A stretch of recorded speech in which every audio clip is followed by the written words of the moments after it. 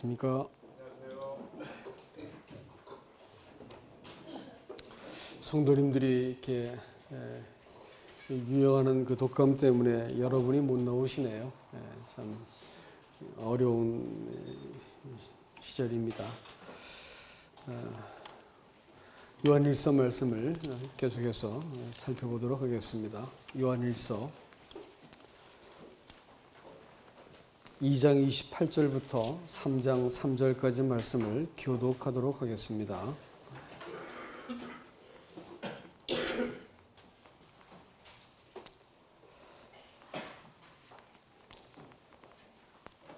제가 먼저 읽겠습니다. 자녀들아, 이제 그의 안에 거하라. 이는 주께서 나타내심 받으면 그가 강림하실 때까지 우리로 담대함을 얻어 그 앞에서 부끄럽지 않게 하려 함이라. 너희가 그의 의심을 알면 그가 행한 자마다 그에서 난 줄을 알리라. 보라, 아버지께서 어떠한 사랑을 우리에게 베푸사 하나님의 자녀라 일컬음을 받게 하셨는가. 우리가 그러하도다. 그러므로 세상이 우리를 알지 못하면 그를 알지 못함이라.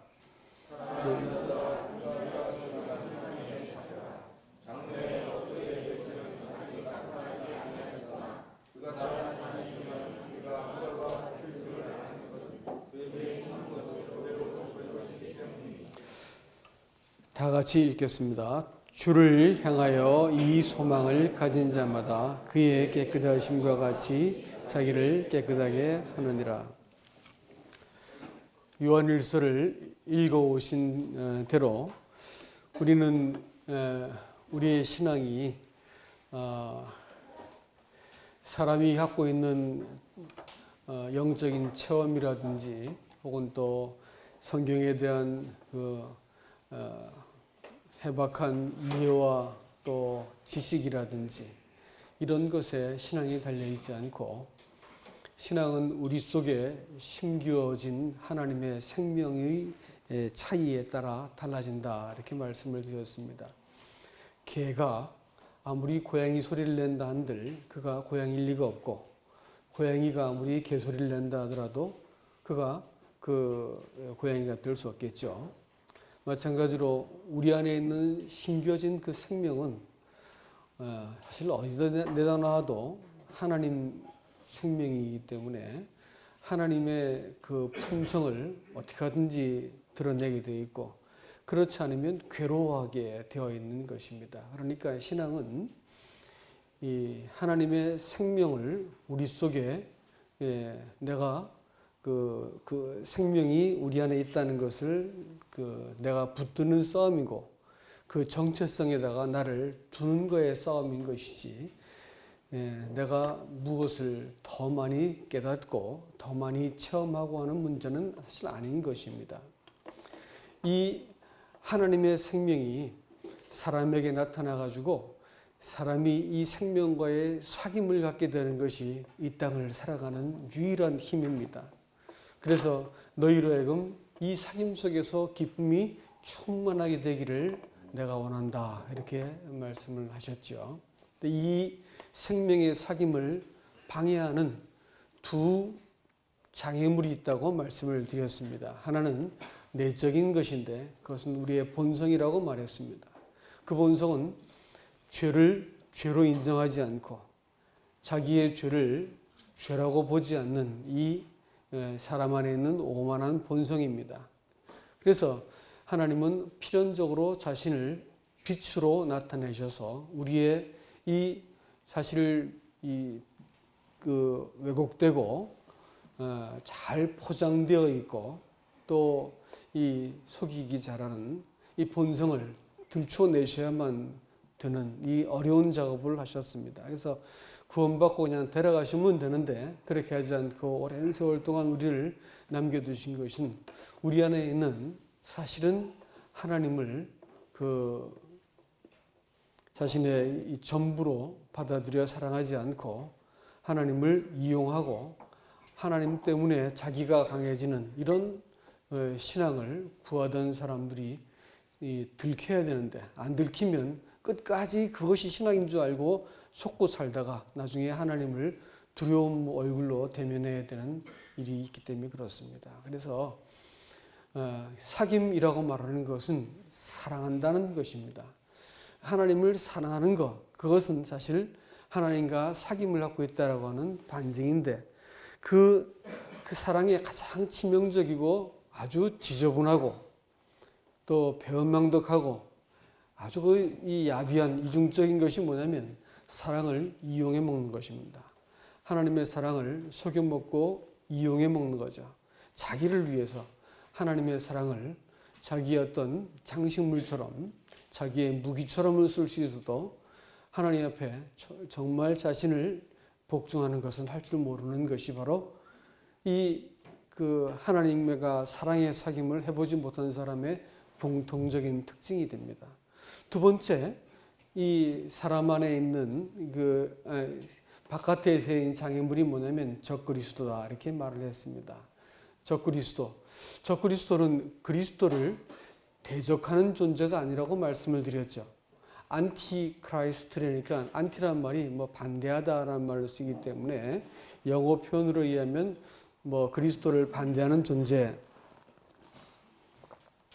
이렇게 이해가 되겠지만 그러나 성경에서는 그렇게 말하고 있지 않고 그리스도를 가장한 존재 이렇게 말합니다.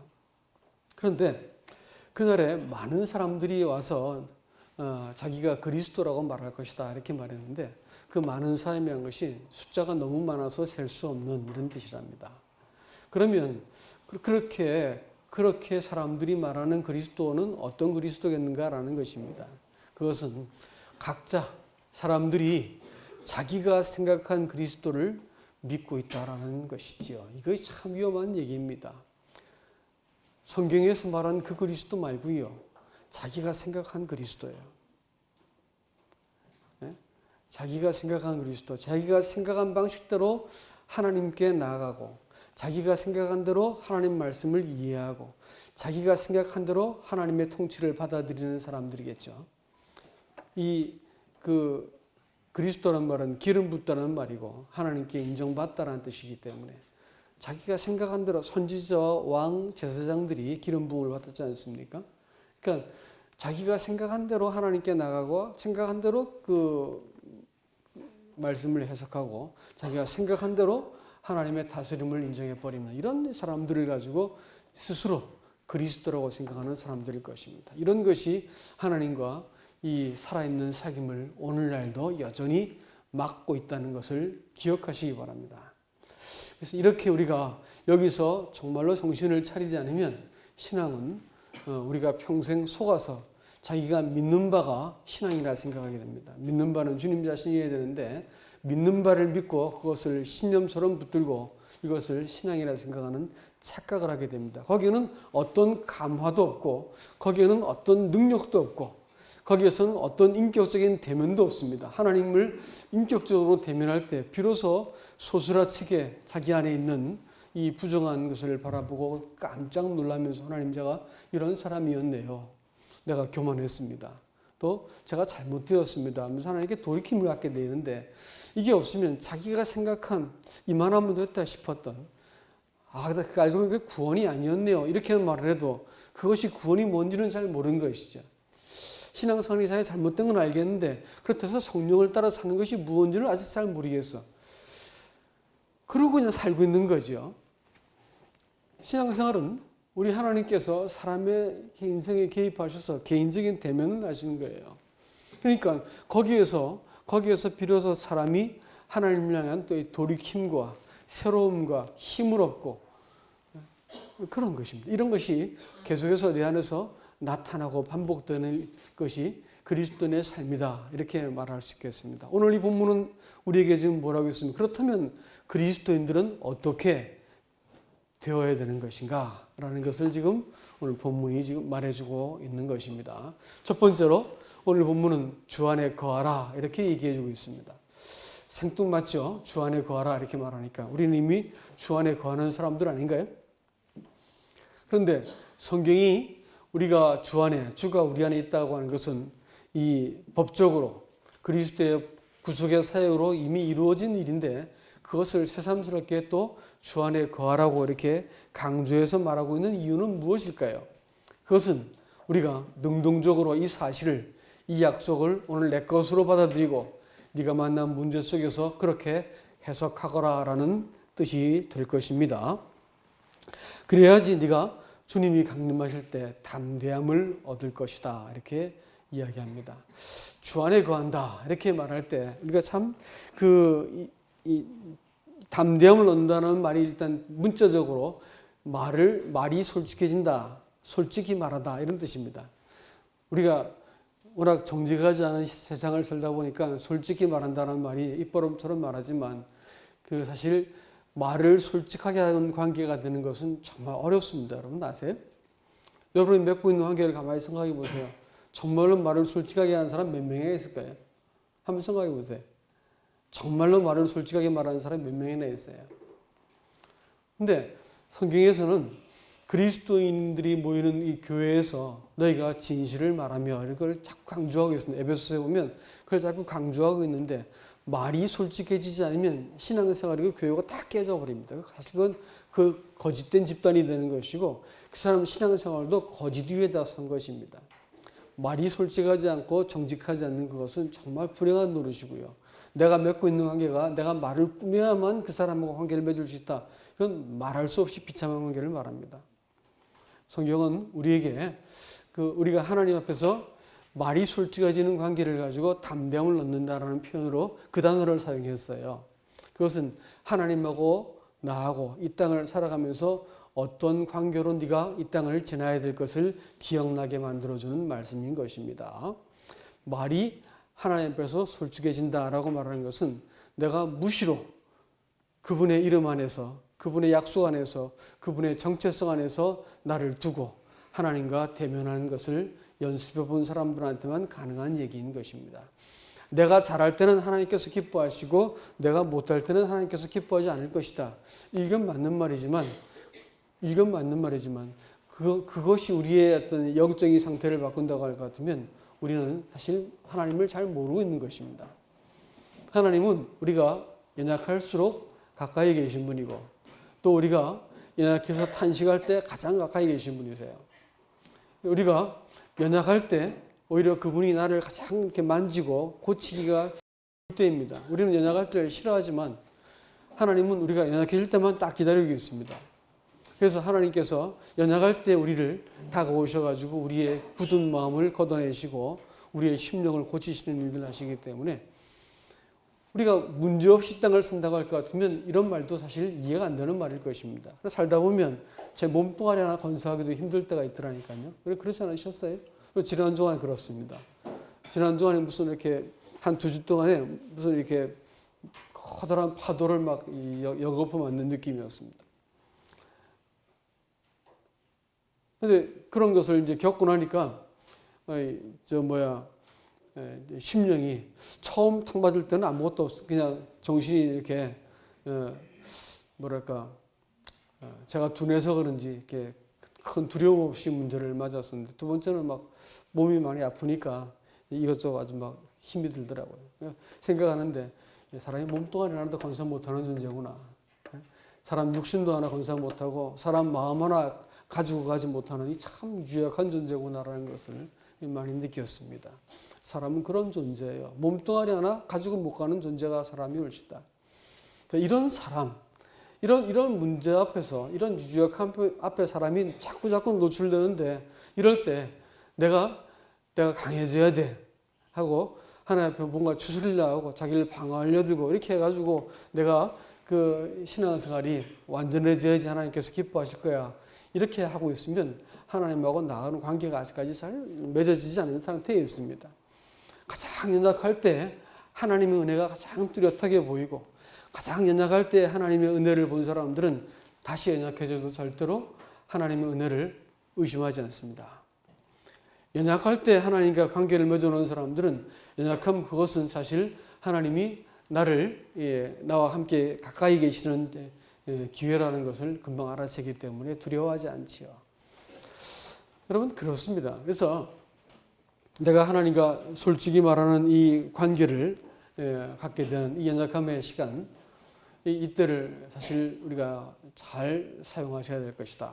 그 다음에 우리를 부끄럽지 않게 하실 것이다 이렇게 말했습니다. 이 말씀은 디도서 3장 7절에 뭐라고 말하냐면 3장 5절부터는 중생의 씻음과 성령의 새롭게 하심으로 우리를 구원하셨다 이렇게 말씀해 놓고 나서 중생의 씻음이라는 것은 완료된 형태로 기록했지만 성령의 새롭게 하심이라는 것은 지금 계속 진행되고 있는 동사를 쓰고 있습니다. 그렇기 때문에 하나님의 구원은 뭘 포함하고 있냐면 우리의 우리를 이 죄의 심판으로부터 완전하게 구원하셨을 뿐 아니라 우리를 하나님 앞에서 부끄럽지 않는, 우리 소망이 부끄럽지 않은 자로 만들기 위해서 부단히 그의 성령을 부어주신다 이렇게 말씀하고 있습니다.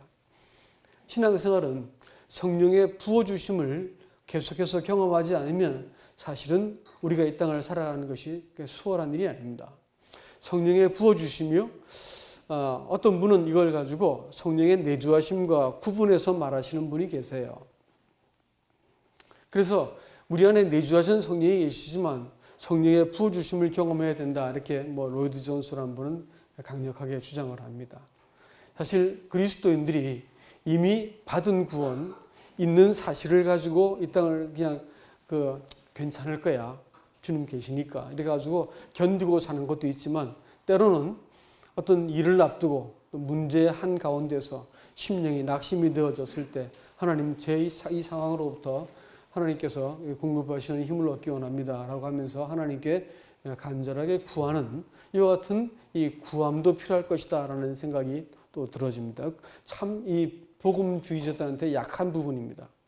그리스도인들이 하나님을 향해서 간절함으로 언제 여러분 구해 보셨습니까? 여러분이 하나님께 일반적인 이 교리를 따르는 사람들은 저쪽에 이렇게 은사주의 하시는 분들은 그거 성령 받기 위해서 찬송도 빈들의 마른 불같이 이런 거 좋아하시는 분 계세요. 그래서 성령이 계시지 않으니까 성령을 자꾸 와달라고 말씀하셔가지고 성경의 진리를 뒤집는 노래를 자꾸 불러드시는 분이 계세요. 근데 그것 말고 저는 성령이 계시지만 우리 안에 내주하신 것은 법적인 사실이고 관계적인 것에서 우리는 계속해서 목마름을 느끼고 갈증이 있다고 말씀을 드렸죠. 천국이 너희 것이다 이렇게 말씀한 이 마태복음 5장에 나타나는 하나님의 사람들의 특징이 뭐냐면 조그만 것만 가지고도 거짓말을 쉽게 해버리고 조그만 이익 가지고 막 화가 나고 나를 좀 무시당한 것 같으면 내가 막 분노해서 어쩔 줄 모르는 이 형편없는 나를 바라보니까 하나님 난 언제 처질 거야? 하나님 나 언제 사람 될까? 이런 마음이 드는 거예요. 나는 언제 의로운 사람이 되겠습니까? 라는 그런 마음이 들면서 탄식을 하고 가슴을 치죠. 하나님 난 참 멀었습니다. 하나님 원하는 사람에 난 참 기준 미달입니다. 이런 마음이 들면서 마음이 탄식이 일어나죠. 이러면서 하나님 제 마음속에 주님 마음 품게 해주십시오. 이렇게 이제 기도가 되는 것입니다. 이럴 때 이 목마름에 따라서 하나님께서 부어주심이 있는 거예요. 성령은 우리를 평생 동안 자기가 소유하시고 구원하신 자기의 거룩한 이 백성들에게 성령을 부어주시고자 하시는 분이십니다. 그런데 누구에게 먼저 부어주실까요? 소원하는 사람들에게 부어주는 거예요. 소원하는 사람들에게. 내주하심은 딱지 붙여놓고 인친 것은 바뀌지 않지만 그러나 이 소원을 가지고 하나님 제 인생 또 하나님의 것으로 제가 좀 살고 싶습니다.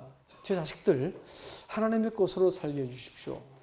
또 제가 갖고 있는 이 살려 묻은 기회를 가지고 복음의 신앙을 따라 살고 싶습니다. 이런 고백들을 내가 하나님 앞에 이렇게 아뢰어 드리는 것이죠. 이걸 따라서 하나님께서 이 간구함을 통해서 성령의 기름 부으심들을 내가 경험할 수 있는 것입니다. 그래서 우리가 이런 부분들을 간구하지 않기를 바라는 것입니다. 두 번째로 하나님의 백성들 그 사귐을 가진 사람들은 29절 말씀에 보면 의를 행하기 원하는 것을 알 수 있습니다. 의를 행하는 자마다 다 그로부터 난 자인 것을 너희가 알지니라 이렇게 말을 했기 때문에 하나님의 자식들은 하나님께로부터 난 자식들은 의를 행하는 본성을 가지고 있다는 사실입니다. 우리 요한복음 1장을 한번 잠깐 보시겠습니다. 요한복음과 요한일서는 같은 기자가 쓴 것인지 아시죠? 요한과 요한일서는 같은 기자가 쓴 겁니다. 요한복음 1장을 볼 것 같으면 사실은 상당히 비슷한 이 언어적인 것이 많죠. 근데 제가 오늘 이 말씀을 여러분께 말씀을 좀 바꿔서 읽을 것을 한번 제안해 보고자 합니다. 이 우리나라 성경에 태초에 말씀이 계시느라 되어 있지만 옛날 성경 첫 번째 번역되어진 성경 또 한자 성경에는 태초 유도하니 태초에 도가 있었으니 이렇게 되어 있습니다. 도. 근데 도라는 게 뭘까요? 저 길에서 도를 아십니까? 그 사람도 말고요. 여기서 말하는 도가 뭘까요? 말씀이라는 것보다 훨씬 낮게 들리지 않습니까? 도라는 것은 머리 숫자에다가 걷는다라는 뜻을 갖고 주자가 붙어 있는 것이죠. 그러니까 이 사람이 이성을 가지고 걸어야 될 도리를 말하는 것입니다. 도리요. 아시겠죠? 그러니까 태초에 말씀이 계시느라 할 때 좀 추상적으로 들리는데 태초에 도리가 있었느니라 이렇게 하면 조금 이해가 좀 쉬워집니다. 그렇게 한 말씀을 한번 보겠습니다. 이렇게 되어 있습니다. 태초에 도리가 계시니라. 도가 계시니라. 이 도리가 하나님과 함께 계셨으니 이 도리는 곧 하나님이시라. 그 도리가 태초에 하나님과 함께 계셨고 만물이 그로 말미암아 지은 바 되었으니 지은 것이 하나도 그 도리가 없이 된 것이 없느니라. 그 도리 안에 생명이 있었으니 이 생명은 사람들의 빛이라. 쭉 넘어가서 그 10절 말씀 보면 그 도리가 세상에 계셨으며 세상은 그로 말미암아 지은 바 되었으되 세상이 그를 알지 못하였고 그 도리를 알지 못하였고 자기 땅 위험에 자기 백성이 영접치 아니하였으나 영접하는 자 곧 그 이름을 믿는 자들에게는 하나님의 자녀가 되는 권세를 주셨으니. 여러분, 하나님은 태초부터 사람이 마땅히 걸어야 될 도리였습니다. 하나님 자신이 진리셨고 사람이 반드시 따라가야 할 도리였었고 그것은 사람다움을 결정하는 근거였습니다. 사람이 그 도리를 따르지 않을 것 같으면 사람은 그야말로 진리로부터 일탈된 것이고 생명의 근본으로부터 떨어진 것이기 때문에 그 도리를 반드시 따르도록 사람은 지어진 것입니다. 하나님은 빛이시고 창조의 근본이시고 사람의 본질이기 때문에 그렇습니다. 그래서 하나님은 사람에게 도리가 되시기를 원하셨습니다. 이 도리가 사람한테 거절을 당했죠. 그래가지고 사람이 자기 도리를 따르기 시작했습니다. 그래서 자기한테 이익이 되고 자기한테 도움이 되고 자기가 그야말로 이 면목이 서는 일 같으면 얼마든지 내가 그 도리를 무시해 버릴 수 있습니다. 어떤 모친께서 보내주신 그 글을 보니까 그 김영석 교수가 쓴 글을 보내셨더라고. 근데 거기 보니까 그 정치인들이 정당을 바꾸고 나면 야당 때는 이것을 틀렸다고 그렇게 반대하더니 여당이 되고 나면 또 옳다고 말하고 또 여당 때는 틀렸다고 그렇게 반대하더니 다시 또 야당이 되고 나면 또 반대를 하고 뭐 이렇게 하는 자기의 이해를 따라서 얼마든지 진실을 호도해버리고 뒤집어버리고 자기 이익에 따라서 얼마든지 사실을 바꿔버리는 이런 사람이 정치를 하고 있다고 할 것이 얼마나 불행한 일인가. 우리 개인도 얼마든지 그럴 수 있다고 하는 것입니다. 사람이 거짓말을 하기 시작할 것 같으면 이 세상에 믿어야 될 사람이 아무도 없어지고 거기엔 도리도 없고 질서도 없고 가치도 없어지는 것이죠. 근데 진리를 사람이 버리기 시작할 것 같으면 거기에서 무슨 가치와 인생의 목적과 길이 있겠습니까? 근데 하나님이 진리세요. 사람이 마땅히 따라야 될 도리라고 말씀하셨다고요. 근데 그 도리를 사람이 버렸어요. 근데 거기에 무슨 소망이 있고 길이 있고 생명의 어떤 그 소망이 있겠습니까? 하나님께서 이 도리를 사람에게 주어서 가지고 계셨어요. 근데 어느 날 이 사람이 하나님의 이 도리를, 의의를 딱 보고 났더니 아, 이게 내 잘못되었구나라는 것을 알고 나서 인생의 길을 바꾸었습니다. 그리고 하나님의 도리를 따라서 살기 시작하는 겁니다. 그러니까 거듭남은 반드시 뭘로 거듭나는 줄 아십니까? 말씀으로만 거듭나요. 아세요? 말씀. 바로 그 돌입니다. 언제나 로고스, 워드가 아니라니까 로고스지. 그 하나님의 진리, 그것이 사람 속에 딱 들어오고 나니까 그를 따라 인생을 살아야 되겠다는 아주 강력한 마음속에 의지가 생기게 됩니다. 그리고 이 돌이 아닌, 이 진리 아닌 것이 사람 속에 들어왔을 때 뱉어내지 않고는 못 견디는 이 강력한 이 마음속에 이 면역장치가 생겨버렸습니다. 그래서 그것, 도리가 아닌 것을 인생을 살 것 같으면 괴로운 거예요. 인생이 허무해지기 시작합니다. 무엇을 해도 만족이 안 되게 되어 있습니다. 이것이 도리예요. 하나님께서 사람 마음속에 그걸 심어 놓으셨습니다. 그렇기 때문에 의를 행하는 자마다 하나님께로 난 자인 줄 알지어다 이렇게 말한 것은 말을 뒤집어서 얘기하면 이런 말이 되는 것입니다. 하나님께 난 자가 아니면 절대로 의를 행할 수 없다는 말이 되는 것이에요. 무슨 뜻이냐면요. 자기 의를 그야말로 이 자랑거리 삼아서 내보일 수 있어도 절대로 숨겨진 선행은 하지 못해요. 이 사람들은 틀림없습니다. 자기가 의롭다는 것을 과시하고 내가 얼마나 괜찮은 사람이고 내가 말하는 게 맞아라고 막 이것을 강조하고 이렇게 자기 의를 나타낼 수는 있어도요. 하나님의 의는 나타나지 못해요. 하나님의 의는 누가 죽어야지 나타나는 거라고요? 지가 죽어야 되는데 지는 안 죽어 맨날. 지는 안 죽어. 자기는 안 죽으면서 다른 사람 죽이려 드는 거죠. 예? 강단에서 그런 일 하면 어떻게 할까요? 전 죽어요. 제가 분수에 넘는 말하고 나면 하나님께서 얼마나 다루시는지 모르겠어요. 이게 직업치가 별로 좋은 직업은 아니더라고요. 제가 분수에 넘는 말하고 나면 하나님께서 호되게 다루세요.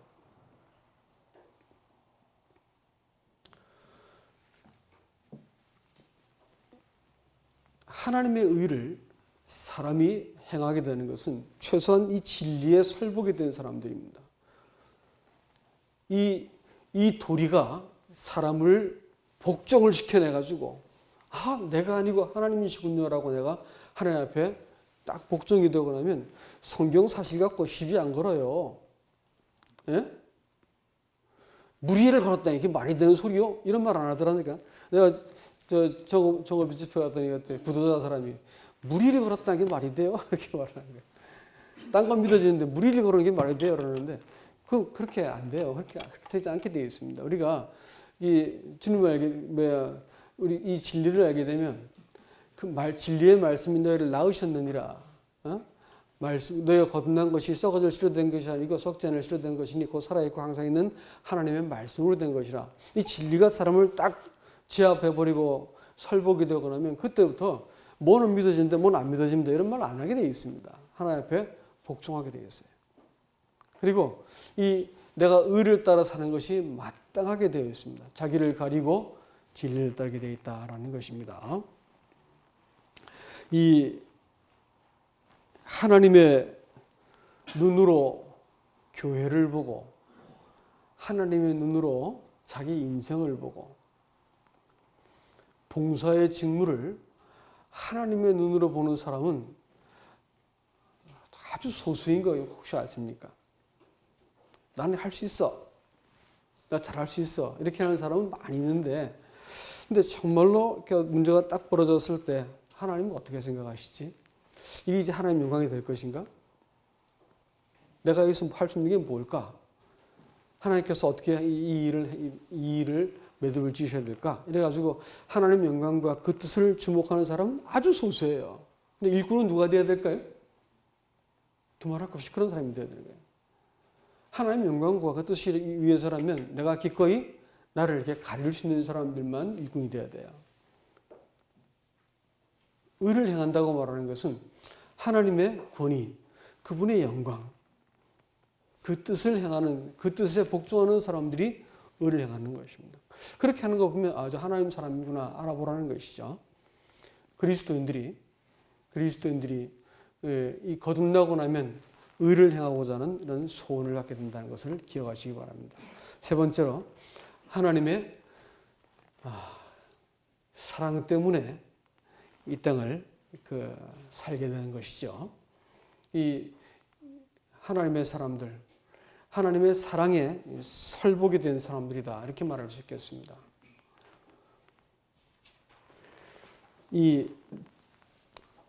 보라, 하나님이 어떠한 사랑을 우리에게 주셔서 우리가 하나님의 자녀라고 일컬음을 받게 하셨는가 기억하라라고 우리에게 요청하고 있습니다. 자녀를 향해서 부모가 갖게 되어지는 마음은 거의 자식은 사실 이해가 안 되는 영역입니다. 이 세상에는 절대로 존재할 수 없는 사랑이죠. 부모와 자식 간의 관계의 사랑은 그 이타적이고 조건을 배제한 사랑은 이 자식들은 절대 이해 못합니다. 자식이 부모가 되어봐야만 알아요. 어떤 관계 속에서 그런 관계는 사실 존재하지 않습니다.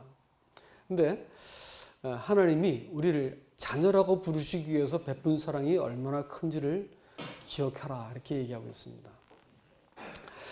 이 5월달이 되면 펭귄들, 남극의 펭귄들은 저 깊은 내륙으로 들어가죠. 근데 거기는 얼음이 없는 땅이었기 때문에 그야말로 동토로 들어갑니다. 얼음바닥 위에 살을 내는 듯한 바람이 불어오기 시작하면 영하 20도에서 40도까지 막 떨어지는데 펭귄들은 딱 하나의 알을 낳아가지고 원래 여러분 펭귄들 그 뼈를 보면 다리가 무지하게 긴 짐승입니다. 아세요? 펭귄의 다리가 무지하게 길어요. 근데 보면 다리가 짧죠. 근데 사실 나머지 부분은 다 털입니다. 이게. 그래서 새끼를 딱 낳으면 펭귄 아빠가 이렇게 자기 이 펭귄은 이 불이 뭐라 그러죠? 다리 발말이요. 발에도 털이 나 있어요. 거기다가 이렇게 한 개 그 알을 올려놓고 그 자기 털 가지고 덮어요. 체온으로 덮어가지고 거기서 한 달 반을 부화를 시키는데 자기 이 체온으로 이걸 이렇게 부화를 시킵니다. 그러니까 한 달 반 동안 죽은 것처럼 딱 그 자리에 서 있는 거예요. 그러니까 그 바람 맞는 면적을 줄이기 위해서 수컷들이 딱 모여가지고 이렇게 서로 밀착을 해가지고 알을 보호합니다. 그동안 이제 그 어미는 그 한 달 반 동안 알을 낳아놓고 가가지고 이제 새우 같은 것을 이제 잔뜩 먹어가지고 이렇게 한 달 반 동안 이렇게 몸집을 불리고 먹여가지고 그 새우를 잔뜩 먹은 것을 한 달 만에 이게 찾아오는 거예요. 그럼 이제 울음소리를 들으면서 자기 그 배우자를 알아보죠. 가가지고 그 부화한 새끼에게 먹은 것을 다 토해내가지고 먹이는데 애비한테는 안 줘요. 한 달 반 동안 굶고 서 있는데 애비는 먹으려 하지도 않고 애비도 주지 않습니다. 새끼만한테는 먹이고 임무를 교대하죠. 그리고 비척거리는 거의 이렇게 이 바람을 맞으면서 이제 가죠. 가가지고 한 달 반 동안 또 이렇게 가서 생존을 합니다. 그리고 다시 몸을 불려가지고 와가지고 또 먹은 걸 또 다 토해내서 또 새끼를 키웁니다. 이거 이제 그래서 펭귄 아빠라고 하는 말은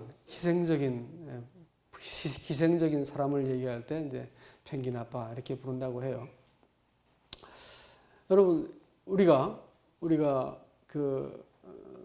그리스도인들이 얼떨결에 하나님의 사랑 깨닫고 나서 구원받았다 이렇게 말하지만 사실은 저는 이제 개인적으로 이렇게 인생을 되돌아보면 용서받을 때 내가 구원받을 때 받은 사랑 깨달은 사랑도 좀 엄청나고 놀랍지만 사실 살면서 하나님이 제 인생을 함께 동행하시면서 베풀어 주신 사랑이 더 큰 것 깨닫습니다.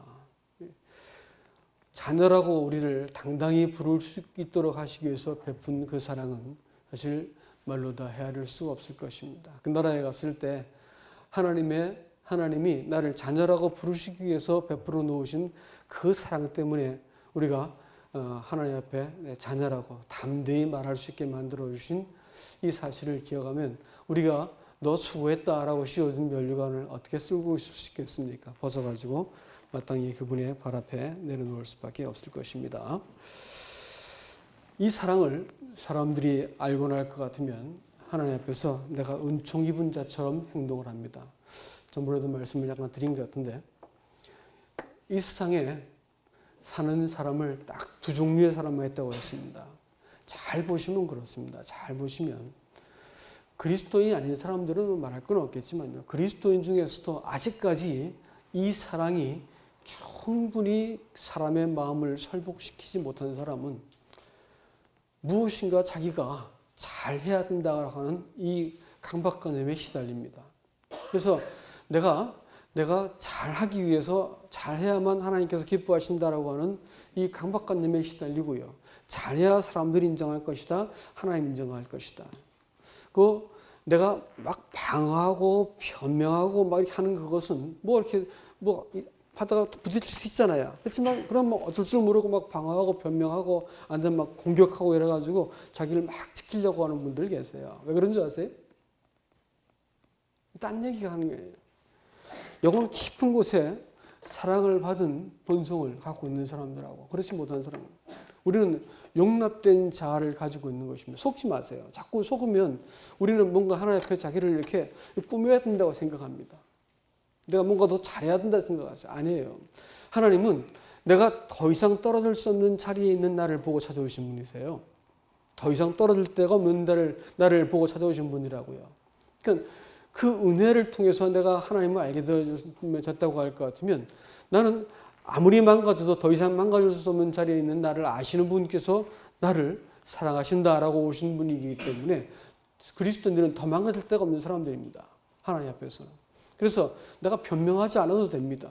내가 나를 추스리지 않아도 되고요. 내가 뭔가 이렇게 전리품을 들고 와서 이렇게 하나님께 내밀지 않아도 되는 거예요. 괜찮습니다.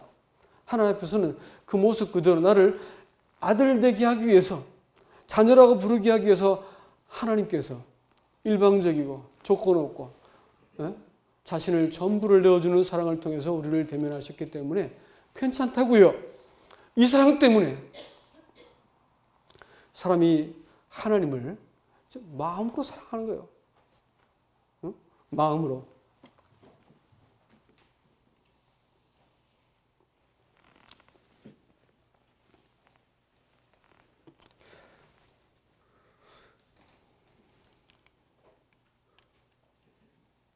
그리스도인들은 일 때문에 지어진 사람들이 아닙니다, 여러분. 하나님이 할 일이 많기 때문에 사람을 창조한 게 아니라고. 하나님이 사람과 사랑하시기 위해서, 교제하시기 위해서, 안식하시기 위해서, 이 관계를 얻어내시기 위해서 창조하셨습니다. 남자 여자 지어가지고 이 이기적인 사람들이 서로를 내고 받아내고 사랑할 수 있도록 만들어 주셨습니다. 그러면서 하나님의 사랑이 무엇인지 조금 알게 만들어주고 내가 이 사랑 따라서 처신하고 났더니 하나님이 그렇게 하는 건 맞아라고 알려주시고 그래서 남자와 여자를 그렇게 지으셨어요. 그래가지고 하나님이 우리를 사랑하시기 위해서 이 사랑의 관계 맺기 위해서 우리를 지으신 거 꼭 믿으십시오. 어떠한 사랑을 주셔서 우리를 자녀 삼으셨는가 기억하시기 바랍니다. 이 하나님 앞에서 잘 들은 사람들요. 잘 들은 사람들이 서둘러 팔 걷어붙이고 일하는 사람보다 더 하나님께서 소중히 대하셨습니다. 마리아와 마르다가 있었지만 여러분 하나님 무릎 앞에서 발 밑에서 잘 들은 사람들이 결국은 하나님 마음을 시원케 해드리는 사람들입니다. 하나님 앞에서 잘 들으셔야 돼요. 하나님께서 나를 어떠한 사랑으로 사랑하셨는지 또 그 사랑에 내가 어떻게 설복이 되고 나면 그때부터 내가 더 이상 내 일을 위해서 나를 드러내기 위해서 수고하고 사람들에게 인정받으려 해서 이럴 필요 없어지게 됩니다. 하나님 앞에서 내가 책망받지 않으려고 막 수고한다든지 이런 거 할 필요가 없어지게 되는 거죠. 세상은 거짓 그리스도를 섬기느라고 이 거짓 그리스도를 품고 사느라고 점점 사랑이 식어진다 이렇게 말했어요. 세상은 이 거짓 그리스도를 섬기기 때문에 지식과 체험을 자기가 믿은 걸 그리스도라고 믿고 속고 살 것입니다. 그러나 참 그리스도 모신 분들은 점점 하나님을 더 가까이 또 하나님을 더 잘 알게 될 것입니다. 그리고 하나님을 더 마음속에 경외할 마음 갖게 될 것입니다. 여러분, 이 사랑을 받으면 되바라지고 못된 사람이 되는 게 아닙니다. 이 사랑을 받고 나면 물론 우리는 참 이 사랑을 자주 속여도 먹고 형편없는 인간들이기 때문에 그럴 때가 있어요. 그렇지만 결국 이 사랑이 우리를 설복시켜서 하나님 경외하게 만들더라고. 하나님 경외하게 만들고 교회를 사랑하게 만들고 이 사랑이 분명하게 사람 마음속에 설복되고 나면 하나님을 경외하게 만듭니다. 그러니까 하나님의 사람들 특징이 뭘까요? 이거 딴 말이 아니고 하나님을 경외하는 겁니다. 하나님을 사랑해요라는 말, 뭐 젊은 아이들 노래 부를 때 보면 노래 손 들고 뭐 사랑한다고 울어대고 뭐 방방 뛰어대고 하지만 사실 조금만 어떤 그 바뀌면 막 짜증내고 원망하고 하지 않습니까? 그런 거 하지 않아도 하나님을 사랑하는 사람은 그리스도인들이 하나님을 사랑하는 방식이 뭔지 아세요? 경외하는 겁니다. 그리스도인들 하나님 경외하는 거예요. 하나님을 하나님으로 인정해드리고 존경해드리고 내가 하나님을 내 삶 속에서 우선순위를 먼저 해드리고 내가 인생을 살아가는 거, 그 경외하는 거예요. 하나님 사랑하는 도리입니다. 하나님의 교회에서 성도들이 경외하는 거 잘 보지 못하면 그 교회 신앙생활 잘한다고 많은 얘기해도 그거 별 믿을 바가 못 됩니다. 하나님 경외하셔야 됩니다. 모임 우리가 그 사랑하고 섬기고 참석하는 것들을 소중히 여기시길 바랍니다. 말씀 이제 정리할까 합니다. 이 2절과 3절 말씀에서는 이 소망을 가진 자마다 그와 같기를 원한다 이렇게 말했습니다. 보라 우리가 지금은 그의 자녀라. 장래 우리가 그러나 그와 같을 줄 안다 이렇게 말했습니다. 지금은 하나님의 자녀라고 얘기했습니다. 이것하고 장래에 그가 나타나시면 우리가 그와 같이 될 것이다 라고 하는 것에는 아직까지 커다란 갭이 있습니다. 그러나 그때 우리가 주님 보게 될 것 같으면 그 안에서 주님 안에서 우리가 하나님의 자녀라고 불려지고는 있지만 하나님 자녀답게 살고 있지 못하는 우리 자신이 그때는 자녀다운 그와 같은 하나님의 아들다운 사람들로 다 변화되어 있을 것이다 라는 것입니다.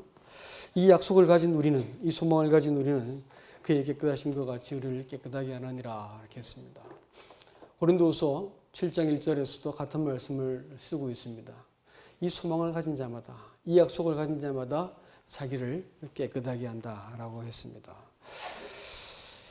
이 자기를 깨끗하게 한다고 하는 말은 단순하게 그냥 깨끗하게 한다는 말이 아닙니다. 그것은 베드로전서 1장 20절 말씀에서 너희가 진리에 순종함으로 너희 영혼을 깨끗하게 하여 형제 거짓 없이 형제 사랑하기에 이르렀으니 이렇게 말을 했습니다. 영혼을 깨끗하게 만드는 문제는 무엇을 이해해서 되는 것이 아닙니다. 그건 진리를 순종할 때 가능한 것입니다. 우리가 순종한다 한들 어떤 죄를 금하고 하지 말아야지 한다 한들 우리를 깨끗하게 할 수 있을 리가 없습니다. 그러나 진리를 순종할 때 하나님이 우리가 한 작은 순종을 붙들어서 우리를 능하게 고쳐나가시고 우리를 힘을 주신다는 것을 기억하시기 바랍니다.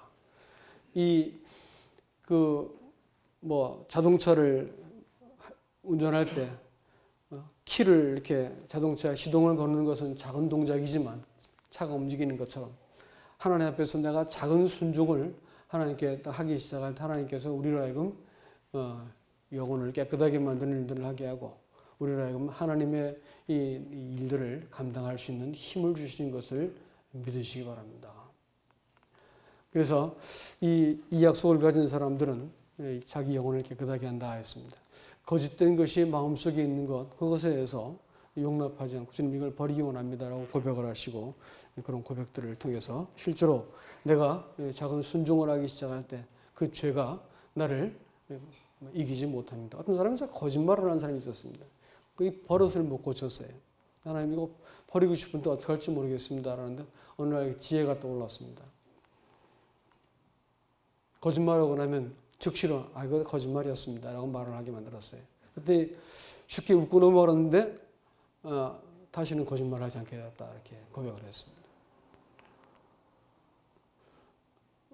우리 마음속에서 진리가 아닌 것이, 그 도리가 아닌 것이 마음속에 딱 마음을 암세포처럼 또 하고 지키고 있을 때 뱉어내라는 거예요. 뱉어낼 때 하나님께서 나로 하여금 그걸 가능하게 만들어 주신다, 이렇게 말씀하고 있습니다. 그 다음에 고린도후서 3장 18절 말씀에서는 우리 안에 계신 영이 그 영께서 우리를 아들의 형상으로 계속해서 우리를 변화시켜 나간다, 이렇게 이야기하고 있습니다. 여러분, 그래서 우리 안에 계신 이 분을 통해서 우리가 그와 같이 될 수 있도록 지금도 성령께서는 역사하고 계십니다. 그래서 이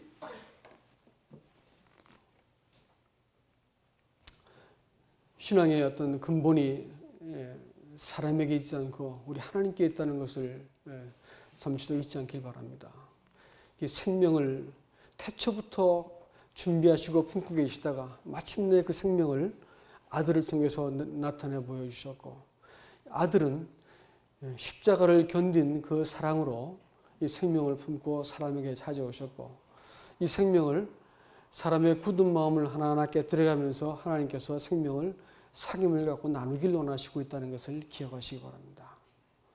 이 생명의 사귐, 이것이 우리를 살게 만드시고 또 이 속기 쉬운 이 악한 세대 가운데서 믿음의 진실을 가지고 끝까지 믿음의 경주를 다 할 수 있게 만드는 유일한 근거인 것을 믿으시기 바랍니다. 그래서 주 안에 가라, 이렇게 말하고 있고, 또 이 너희가 의를 행하는 자가 되길 바란다. 이 사랑 때문에 하나님을 섬기는 자가 되길 바란다. 또 이 소망 때문에 너희를 깨끗하게 되길 바란다라고 우리에게 권면하고 있는 것입니다. 문den교회가 주님의 어떤 그 명령하심을 따라서 주님을 더 사랑할 수 있고 주 안에 거할 수 있길 바랍니다. 이상입니다.